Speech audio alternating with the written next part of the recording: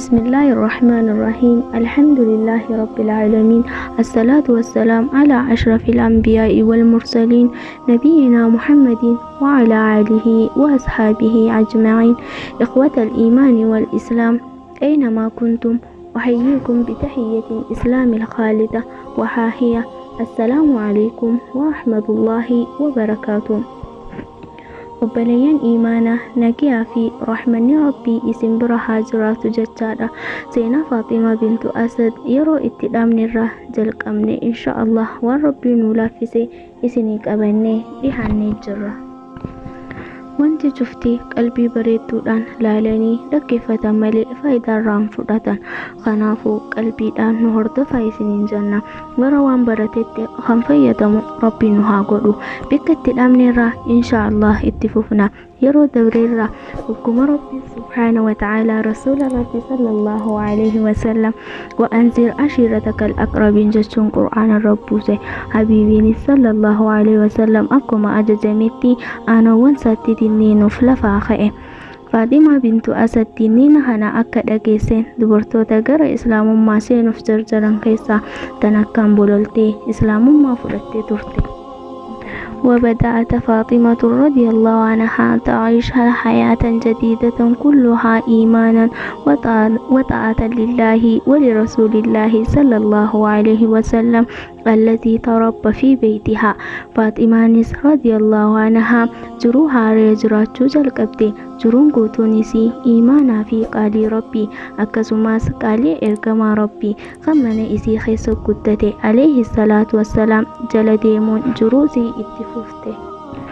فاطمة رضي الله عنها آيات والربي في سنة رسولاتي وجن قنجرات ترتي هم فرقرتتي قمتشو نسين أما خيس سنتي قمتشو دنيا في وان دنيا خيس جروتي هنكتويني تو إسيد. Bakkanuma wajjin adawwiin rabbii jara mu'mintootaa kanatti roorri surraa takka of booda hin jenne. Namni gara amantii tanaa seenu dabalaa dhufuun akkaan Qureeshii yaaddotti tahe. Aara duraan qaban caalaa isaan aarse. Aara sanarraa kan ka'e doorsisaa fi reebinsa adda addaa sahaabota irratti geessisuu jalqaban. Akka amantiin tun hin babal'anne karaawwan hedduu dura dhaabbannoo godhuu eegalan. Ergamaan rabbii alayhi salaatu wassalaam hukkuma qixaataa fi dararaa sahaabota irratti raawwatamaa jiru arkee gara biyya Habashaatti akeekeef akka achitti godaanan. Yeroo kana Faaximaan yaadni irra wal gahe ilmasii Jaafar ibn Abi Xaalib fi jaartiisaa Asmaa bintu Umeesiif dhiphachuu jalqabde. Ilmisii Jaafar amiira muhaajirtoota gara Habashaatti godaananii turan. Qureeshiin amriin tun humna isaaniitii ol taatee harka isaaniitii bahaa dhufuu waan arkaniif hariiroo isaanii Bani Haashim wajjin addaan kutuuf murteessan. Banu Haashimii fi Banu Abdul Muxxalib irratti ijoollee fi dubartoota isaaniit irratti hawaasa keessa uggurarra kaayan. Mee eega Qureeshiin tarkaanfii akkanaa tana gosa lameen tanarra fudhattee gosti lameen kunoo uggura isaan irra kaayan kana jala akkamiin baate haala kamiin rakkoo tana dabarsuu dandeesse waan jiru gara obboleettii tiyyattiin isin dabarsa isii wajjin waa'ee kanaa bal'inaan waliin ilaala. Faaximaan dubartoota Banu Haashim keessaa takka turte.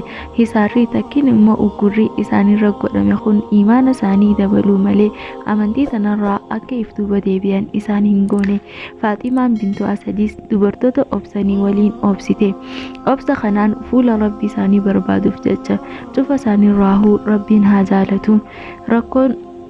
Rakkoon akka malee isaanitti hammaataa dhufte. Beellis daran isaan dadhabsiise. Wanni nyaatan dhabame hamma baala mukaa nyaatanitti. Faaximaanis warra uggura kanarraa kan ka'e baala mukaa nyaate wajjin warra baala mukaa nyaaterraa takka turte. Yaa beela waan nama hin goone hin qabdu bar'ati. Mi'a arraan tana eenyu keenyaatu dhugumatti beelaa fi cinqii dila tana obsee dabarsa. Sanuu diin rabbitiif jecha dhugumatti jannanni jaraa waliin nama qaanfachiisa. Qureeshiin Banu Haashimii fi Banu Abdul Muxxalib rakkoo tanaas obsite jechuun ifeef uggura kanaan akka isaan if duuba hin deebine galeef garuu akka malee waan tokko dinqisiifatan. Wanni isaan dinqisiifatanis obsa dubartoota isaanii ture. adawwiin namaaf quudhuunuu injifannoorraa takka. Hisaarri kun isaanirra ture naannoo amata 3ti. Yaa subhaanallaa, amata 3 miti, guyyaa 3 obsuun akka jabaadha. Taateen tun amata 10ffaa keessa argamte. Eega Rasuulli ergame amatuma kana keessa haati mu'mintootaa Khadijaan bintu Khuwaylid duute. Akkasuma hin turre yeroo muraasa booda adeerri Rasuulaa sallallahu alaihi wasallam Abi Xaalibis isuma jala du'e. Gaddi ergamaa Rabbiitii fi sahaabota hundarratti hammaatee yaaddoo fi hiraaq isaanirra marse. Qureeshiinis akka dur caalaa isaan azabuu eegalte. Hamma Rabbiin subhaanahu wa ta'aalaa gara Madiinatti godaanaa jechuun hayyamuufitti. ومن يتق الله يجعل له مخرجا. نما ربي صداتو ربين خراب هنا إساف قدا غرا مدينة قدانون هيامامي. دبو فاطمان ور قدان الراهيمو سن الراهيمتي غافي جتو غمو بيكتي ياتي نسين دبرسا واي خنا إسي وجلال خوال الديبينو تها. Hukuma Rasuulli sallallahu alaihi wasallam sahaabota isaatiif gara Madiinatti godaanuu hayyameef. Faaximaanis warra godaanee wajji godaante. Sawaaba muhaajirtoota manneen isaaniitii fi horii isaanii waan qaban hunda lakkisanii biyya isaanirraa godaanan san akka harkattuuf jecha, yaa Allah, gadaa kana keessa namni akkanaa jira laata?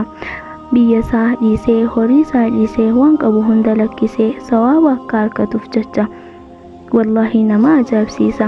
Madiinaa yeroo dheeytee obboleeyyan isii kan dubartoota ansaararraa tahan bira qubatte. Gaaddisa imaanaa jalatti waliin jiraatan. Imaanni Faaximaa guyya guyyaan kan dabalu tahe. Ergama Rabbii sallallahu alaihi wasallam Faaximaa kan jaalatu ture. Jaalala ilmi haadha isaa jaalatu, harmeesaa, deesseesaa akkasuma yeroo mara isii ziyaara gara isiitti gaarii hojjeta isiitiisa. Akkuma gaafa inni ijoollee isa tiisiteetti gara isaatti gaarii hojjettutti. Ergama Rabbii biratti bakki isiin qabdu akkaan ol fuudhamtuudha. Hadiyyaadhaan isii kan tottootu kan gammachiisu tahe. Akkuma hadiisa Aliyiin odeesse keessa jirutti guyyaa tokko gara Rasuulatti hariira tokko hadiyyaan ergame. Akka amantii Islaamatti dhirti hariira waan hin uffanneef Aliyyi kannee akkas jeen, ijaalhaa kumuuran beeyna alfawaaxiim, jidduu Faaximawwanitti fooxaa godhi. Akkasitti Aliyyi bakka 4 dhoosee fooxaa abbaa 4 godhe. Fooxaa takka Faaximaa intala Rasuulaatiif, takka Faaximaa bintu Asad haadha isaatiif, takka immoo Faaximaa bintu Hamzaatiif. Garuu tan 4ffaa hin dubbanne. Akkanaan kannaa kannuufii ture. Kannaan waan jaalala jidduu ilma namaarraa dabalu irraa takka akkuma Rasuulli jeetti alayhi salaatu wassalaam, tahadduu tahabbuu. Kanaaf jecha hadiyyaa waliif ergan. Jiruun gammachuun guutamte tun dhumtisii eessa laata waan jiru gara obboleettii xiyyaattiin isin dabarsa isii wajjiin. Waa'ee kanaa turtii wajji godhaa hanga manumaaniif nagee isinit dhaammadha. ما زالت فاطمة رضي الله عنها تعيش في ظل الإيمان والتوحيد عابدات صائمات قائمات إلى أن جاء يوم الذي نامت على فراش الموت لتلتقي بربها عز وجل فيكافئها عن صنيعها مع الحبيب صلى الله عليه وسلم. Faaximaan gaaddisa iimaanaatii fi tawhiidaa jala jiraachurraa waa hin deemne, ta Rabbii sii gabbartu, ta akkaan soomantu, tan halkanis dhaabbattu haala taateen hamma guyyaan isiin firaasha du'aarra raftuu dhufutti akka Rabbii siitii wajjin wal qunnamte galata waan isiin habiibii keenya daleeteef galata isii galchuuf jecha. Faaximaan akkasitti duutee Madiinatti awwaalamte. Du'asii kanarratti waan Rabbiin isiin guddisee isiin kabaje takkaatu ture. Sanis nabiyyiin sallallahu alaihi wasallam isii awwaaluudhaaf qabrii isii keessa gabbu'uudha. Samhuudiyyiin kitaaba isaa Wafaa'il Wafaa keessatti akkuma dubbate أن النبي صلى الله عليه وسلم لم ينزل في قبر أحد قط. إرجما ربي عليه الصلاة والسلام قبرنا متكا خيسر قد هنبونه إلا 5 قبور قبر وانشمله. sanirraa salaasatu niswatiin warrajulayni qabriin sadii tan dubartootaa yommuu taatu qabriin lama ammoo tan dhiiraa turte. minhaa qabru khadiijatu bintu khaylid radiyallahu anhaa bimakkata qabrii san keessaa takka qabrii haadha manasaa haadha mu'mintootaa khadiijaa bintu khaylid makkatti tan awwaalee ture. qabriin lammaffaa ammoo ilma khadiijaa bintu khaylid kan ergamaa rabbii biratti guddatee ture. qabrii sadaffaa ammoo qabru abdallaahi ilmuzaniyyi yuqaalu lahu zulbijaadeyni qabrii abdallaahi ilmuzaniyyi kan zulbijaadeyni ja'amuunit ture. qabriin afraffaa immoo qabrii ummu roomaanaa umma aayishaa bintu abii bakri siddiiq haadha aayishaa bintu abii bakri siddiiq ture. tan afuraffaa akkuma jalqaba irratti dubbanne qabrii faaximaa bintu asad turte radiyallahu anhum ajma'iin rabbiin cufa isaaniirraa haa jaalatu. kunoo kana habiibiin keenya sallallahu alaihi wasallam saahiba qalbii galata beektuu kan tahe dubartii tana hin daganne tan haadha isaa taate eega haadha isaatii isii awwaaluuf qabrii isii keessa gabbu'e. kana keessatti kabajaa guddootu isiif jira duboo radiyallahu anha wa ardaaha. akka ibnu abbaas irraa odeeffametti rabbiin irraa jaalatu akkana jedhe lammaa maatat faaximatu ummu aliyyi bin abi xaalib haati aliyyi bin abi xaalib faaximaan hogguma duute qala annabiyyu sallallahu alaihi wasallam qamiisahu wa albasahaa iyyaah nabiyyiin sallallahu alaihi wasallam qamiisa isaa baasee isii uffise wattajaa fi qabrihaa akkasuma ammaas osoo isii hin awwaalin qabrii isii keessa ciise. hogguma biyya irratti deebisanii isii awwaalanii awwaalcha sirraa raawwatan gariin sahaabota akkanan ja'aniin yaa rasuulallah ra'aynaaka sana'ata shay'an lam tasna'ahu bi ahadin yaa ergamaa rabbii nuti waan takka nam tokkotti illee hin dalagin qadaleedee si garree maali ja'anii sahaabonni gaafii dhiyeessaniif. faqaala alhabiibu sallallahu alaihi wasallam habiibiin akkana jedhee deebii godheef duboo albastuhaa qamiisii an qamiisa kiyya isiifniin uffise litalbisa min siyaabil jannaa akka isiin uffata jannatarraa uffattuuf jedheen. yaa allah maaluma caalmeeni akkanaa kun.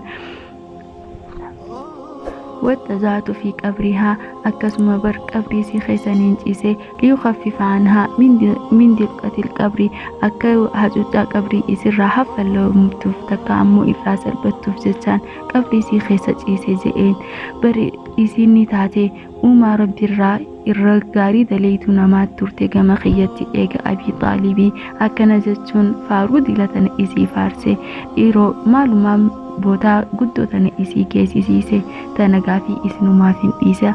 faradiyallahu anhaa wa ardaahaa wa ja'ala aljannata alfirdoosa maswaahaa rabbiin isirraa jaalate isii jaalachiise qubsumasii firdoosa haa godhuuf janna. kunoogaa ikhwatal iimaan seenaan faaximaa bintu asad gabaabatti kana fakkaatti. warra qote irraa fudhate irraa fayyadamu rabbi nu haa godhu.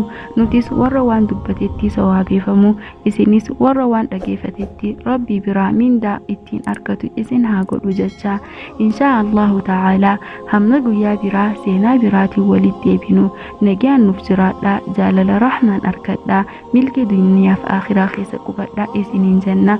obboleeyyan keessaniif sheer godhu akka hin daganne asumaan isin yaadachiisna.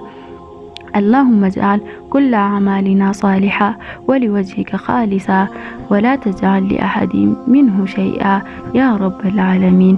وصلى اللهم وسلم على نبينا محمد وعلى آله وصحبه أجمعين والسلام عليكم ورحمة الله وبركاته.